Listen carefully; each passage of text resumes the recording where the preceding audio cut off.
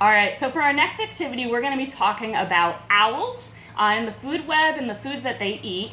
And then we're actually going to be able to dissect an owl pellet. So I'll tell you guys a little bit about that later on.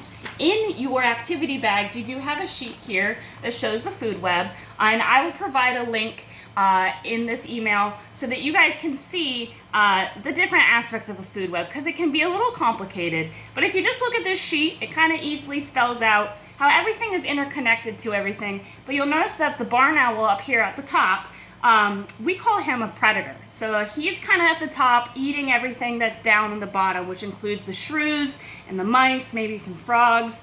And they're really great predators, and they really keep all these populations at bay in the wild.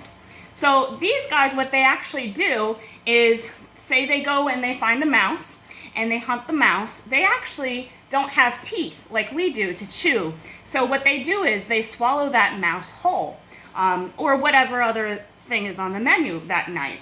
So they swallow the mouse whole and they digest, just like we do, all the nutrients that comes from that. However, they can't digest the bones and the fur and all of those things that aren't very nutritious. So what they do is they actually regurgitate all of the extra feathers and fur and the bones that they can't digest, and it creates an owl pellet, which is what we're going to do next. So we have in your activity bags, you will find this little aluminum foil. Inside is an owl pellet. So you go ahead and open that up.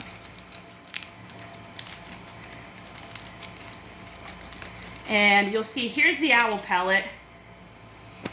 Doesn't look like too much, but you can see this is mostly made out of just fur that's been digested. There's no water in here, so it's pretty dry. It's pretty hard. You can't exactly bounce it, but it's pretty durable. And you can see already there's some bones and stuff sticking out. And what you're going to do is you're going to take your owl pellet and a sheet of paper, just some blank sheet of paper, and that'll help you be able to see the owl pellet a little bit better. And you'll set it down here. You should also have some tweezers in your activity bags, and you can use any other utensil that helps you really grip it a little better, because these bones are going to be very small. Think about the size of a mouse. They're pretty tiny. And then you also have this sheet of paper in your activity bag. And this will help you sort out all the different bones that you see. You'll be able to identify what type of bone it is. And eventually, you can even use the back side, and you may be able to identify exactly what species, if it was a shrew or a small bird or a mouse, you can identify actually what that bird ate by looking at the bones. So I actually picked apart an owl pellet earlier. Here's an example of it. And you can see you can just simply rip this apart very easily. So what you do is just take two sides, and very gently, because some of these bones are very brittle, and definitely you'll want a parent to help you out. But you can just kind of start breaking apart these pellets, and you'll start seeing more and more bones being exposed. So just start breaking your owl pellet in a couple of pieces, something that's manageable enough. And when you find a bone you want to check out, you just take your tweezers, and again, very gently, try to dig that out of the fur. Sometimes the fur will stick, and set it aside. So I've actually done that a little bit earlier here today, and I have a whole pile of bones up here. I actually already found two different animals in this one owl pellet, so that was a very hungry owl that night. And I know that because I have a skull here, and I have an even bigger skull up here. Skulls are pretty easy to identify because you can find the holes where the eyes would be, or the ears, and you can also find the jaws and the teeth, such as this one, or the smaller one down here. So again, on your sorting chart, you'll look here and find what bone matches the bones that you found in your pellet.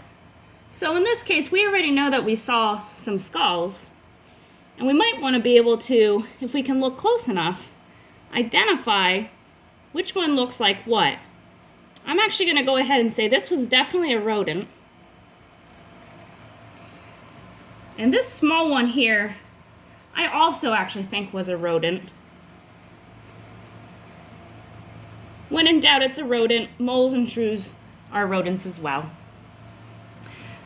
Here's another example of a bone.